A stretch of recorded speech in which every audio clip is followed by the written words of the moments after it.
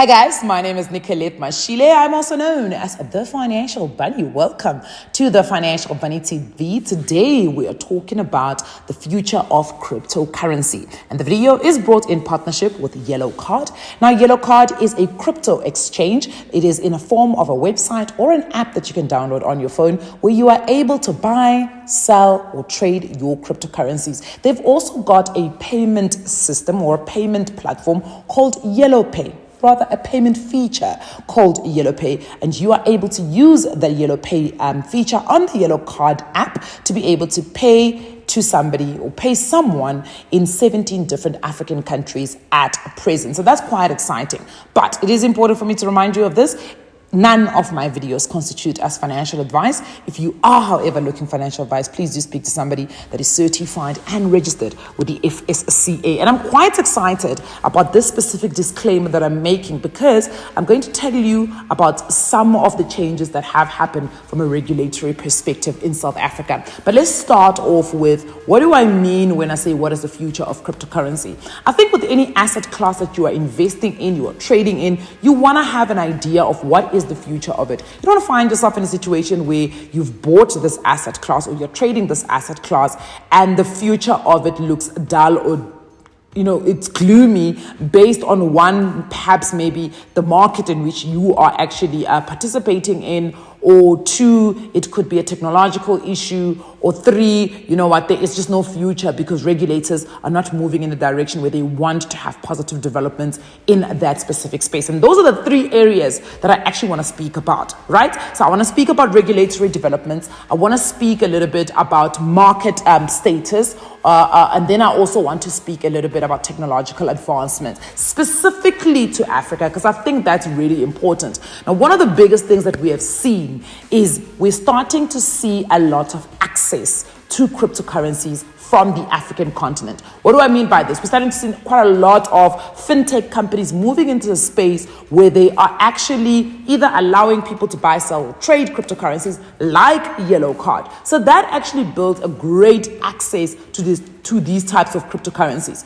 If you look at, for instance, Yellow Card, they've currently got the two cryptocurrencies that are available there. It is, of course, the Bitcoin and the USD Tether, right? But however, they've got a future prospect of bringing you even more cryptocurrencies onto their platform. So this shows that it is actually starting to open up because Africa is actually one of the fastest growing crypto markets that we've got in the world. So to kind of hide Africa from what is available in the crypto world is kind of unfair. So that's why you are seeing a lot of these fintech companies actually descending into Africa, but some of them even starting from the African continent to try and make cryptocurrency something that is viable for many Africans, right? So that's step number one. Step number two, again, what is very exciting is starting to see a lot of merchants creating a viability for cryptocurrency to become a day-to-day transactional or a day-to-day way for you to be able to transact, right? We're obviously yet to see how that is going to work, considering the fact of the volatility of certain cryptocurrencies. But for instance, if you're using USD Tether, we know that it is 1-to-1 to the USD actual currency, right? To the United States dollar. So if you're holding USD Tether in the form of a cryptocurrency or a stable coin as the USD Tether, you're basically holding 1-to-1 to the USD dollar. Right? So the question will be, how do we find a way to make sure that each and every single cryptocurrency can be used for day-to-day transactions by merchants, right?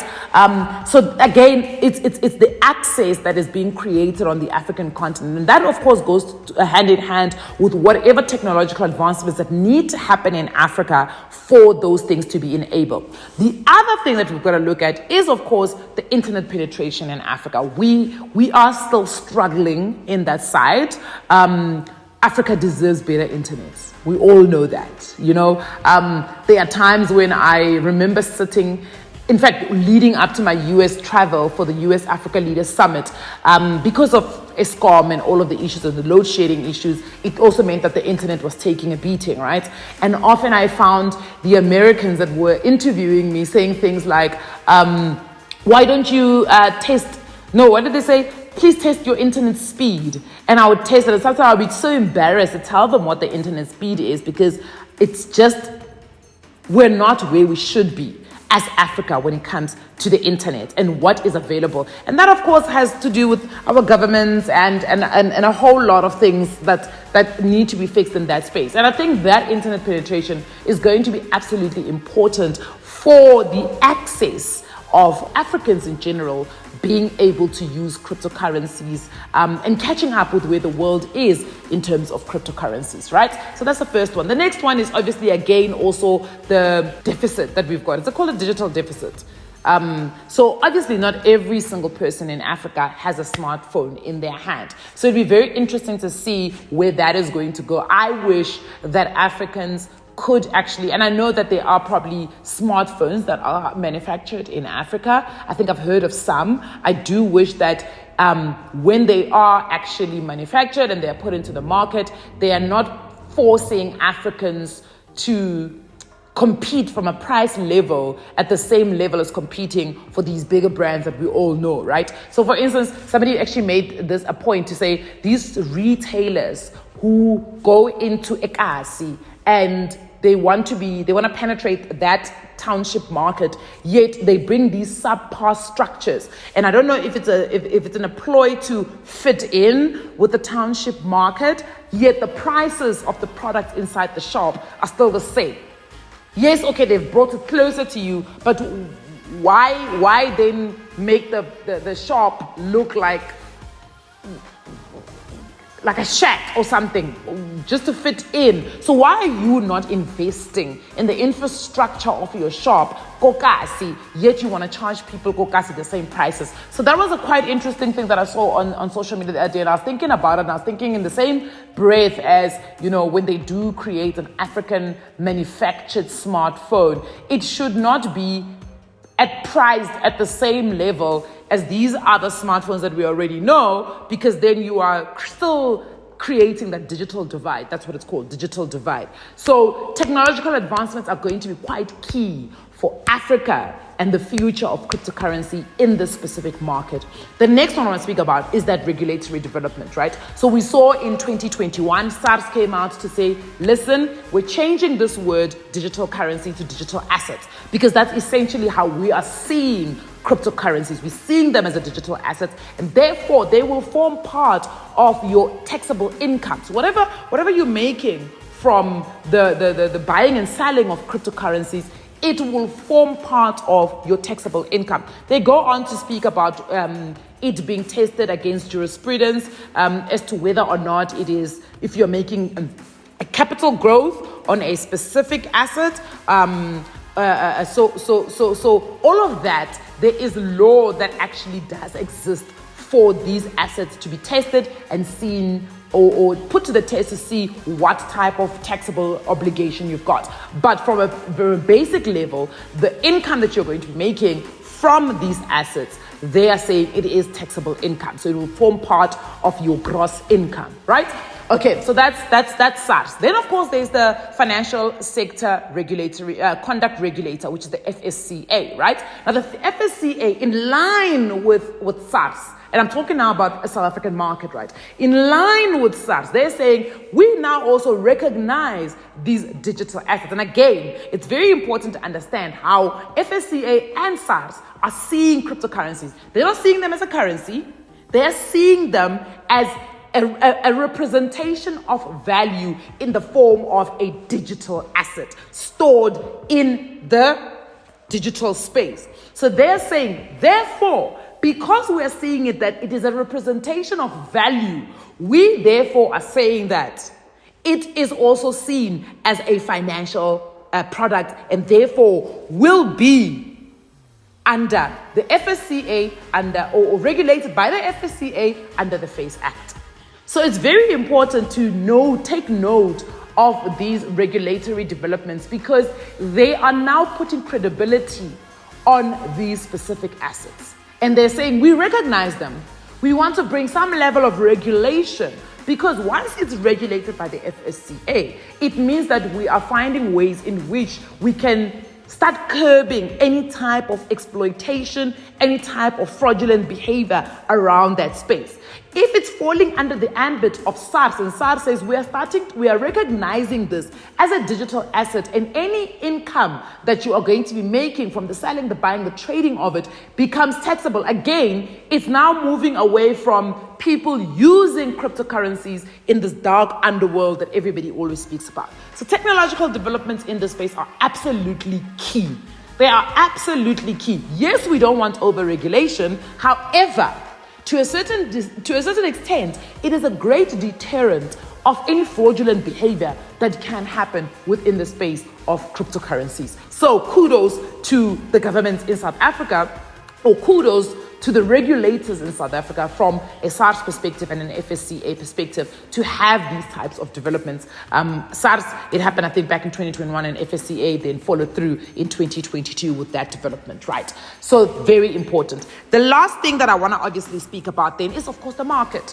So let's talk a little bit about the market. The biggest barrier that one needs to be very, very well aware of is the lack of education around these assets. When you are not educated enough about these assets, that's when it's easy for you to fall into the pitfalls. So, for instance, the guys from Yellow Card have partnered with Crypto University, and that's where they create a learning hub for you to be able to gain as much access. Because if you think something is complicated and it's complex, and there's a bunch of people that agree with you that actually this thing is complex, you have to start asking yourself why somebody has gone to the far lanes of complicating something. That means that they are hiding something. But when you find in a situation where information is available and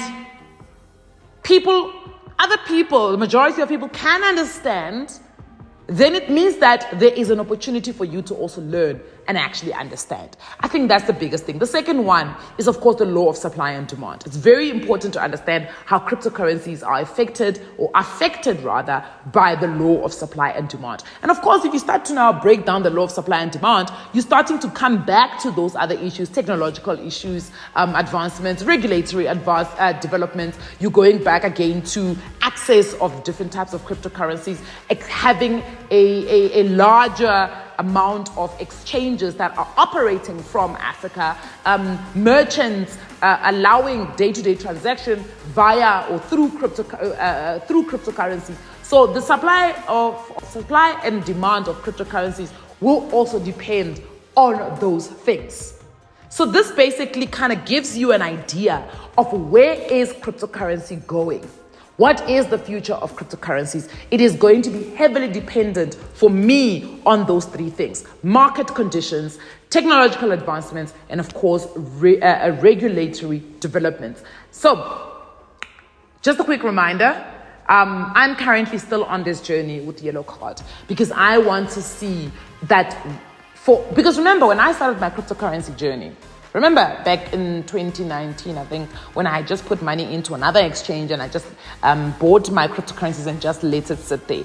I was not actively doing certain things because, let's be fair, I did not have the information then. Now that I have access to information, now that I'm inquisitive enough and willing to learn more about cryptocurrencies, or digital assets as they are called, or crypto assets rather, as they are called in South Africa, which is now the legal term for them, I am starting to be able to craft strategies to be able to incorporate the buying of crypto assets and adding them to my actual asset allocation. You guys know I have a big bias towards property, but I've realized the other day, when interest rates got taken up, I realized that, oh my goodness, actually high interest bearing accounts may just be where the milk and honey is currently right now. Because if you've got cash, one, you've got opportunity to be able to exploit any opportunities that come, right? But two, if you're putting it in a high yielding interest bearing account, it means that you're winning anyway because you're going to be earning interest on it. Of course, there's inflation on the other side and it's got its ugly head on top of the value of our money. But ultimately, we know that, it's one place where you can keep your money right now so that you can reap the temporary short-term benefits while the interest rate is high. Now, for me to be able to put together that asset mix for myself, I need to understand each and every single asset class that is out there, and I need to understand how I'm going to make money from it so that I can match it up with some of the goals that I'm trying to achieve. So for me to be able to go on Yellow Card and build my crypto portfolio, I need to understand all of these things that ultimately are going to affect the returns that I'm going to get from my crypto portfolio. I hope that gives you guys some sort of insight in terms of what is the future of cryptocurrency, right? Number one. Number two, Yellow Card is running a very, very cool competition where you can stand the chance to win a whole 1 Bitcoin. And if you've been on any of the exchanges and you've seen what the price is or the value representation of 1 Bitcoin, that should be enough to get you excited. How do you enter? You make sure that you've downloaded the Yellow Card app on your phone and you have actually deposited a certain amount of money. You've deposited some money into your wallet and have bought cryptocurrency. So you either buy, so you need to transact basically on your Yellow Card app. That's it. Literally, that's it. But of course, terms and conditions apply. Do go onto the Yellow Card website. It's www.yellowcard.ai, I think. And there you will find more information about this specific competition. But in the meantime, start educating yourself. If you have not already started, understand the portfolio you're about to build and also then understand how it's going to fit in with your own asset allocation. I will see you guys on the next one.